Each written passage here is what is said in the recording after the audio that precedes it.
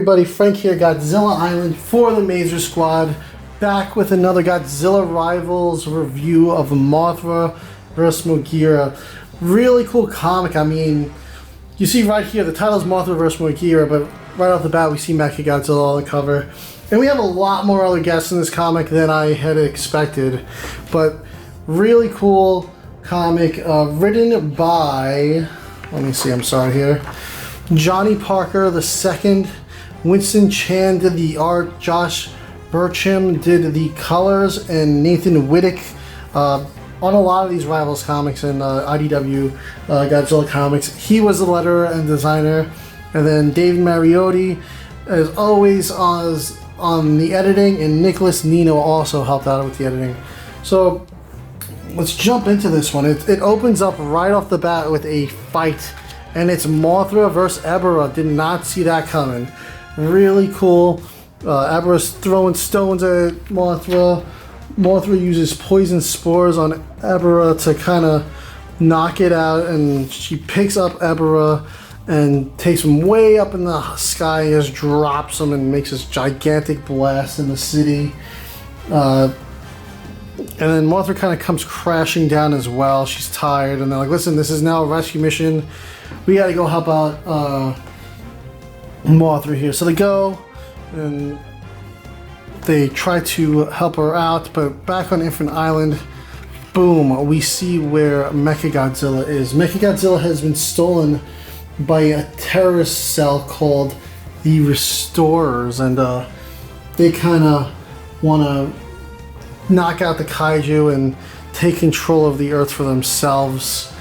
And that's not the way it's going to go, because we need some of these Kaiju to help protect Earth like Mothra just did. They're not all bad. So we catch wind that Infinite Island is under attack, and here they go, just destroying everything on Infinite Island with the stolen Mechagodzilla from the Defense Force. And meanwhile, they're trying to bring Mothra back and return her home safely. But Mothra wakes up and she detects there's something wrong, so she breaks free and begins flying back to the island.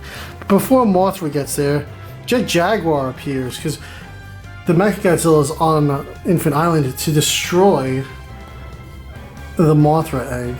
And Jaguar goes in with an awesome kick, and it's just like football running with the Mothra egg here. And the terrorists are unleashing torpedoes and rockets on Jaguar. There's nothing that they could do to stop it. And that's when the terrorist organization calls in their M.O.G.U.E.R.A. Now they have a Mechagodzilla and a M.O.G.U.E.R.A. So it's now 2-on-1. Jaguar versus M.O.G.U.E.R.A. and Mechagodzilla.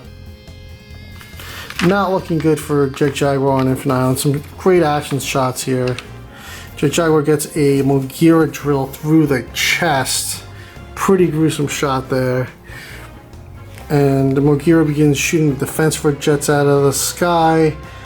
But Jaguar just still fighting. Takes an arm off M.O.G.U.E.R.A. still somehow.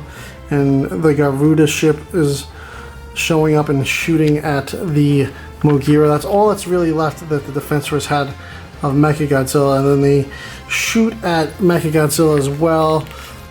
Everyone's taking damage. Mechagodzilla's got some exposure.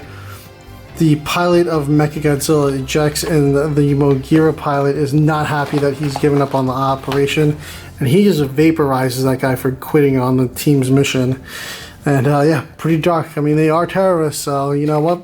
They die for the cause. And we get M.O.G.U.E.R.A. Mechagodzilla beam clash once Mechagodzilla's taken control of once again from the Garuda team. And then that's when Mothra appears to help supercharge the beam, and they win the beam clash there. M.O.G.U.E.R.A. is destroyed, and the terrorists are stopped. But definitely Mechagodzilla took some damage there. He's got the loose head, his jaw falls off, and they kind of get a good laugh and chuckle about it.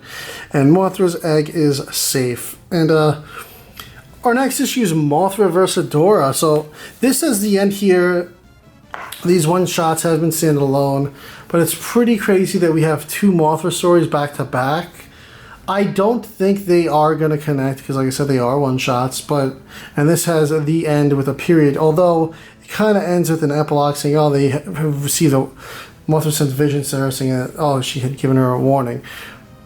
Never know. I would really love to see these stories just start to continue with some continuity here and less standalone, honestly. I love the standalone stories, but I don't know if it's just me aching for a ongoing series, but here's some of the covers that they had for this. Really, really awesome covers. I like this story. We've been seeing a lot of Jaguar this past year in these Rivals too. I feel like he has appeared in a ton of them lately. Lots of Mechagodzilla as well. Mechagodzilla had his own standalone one too.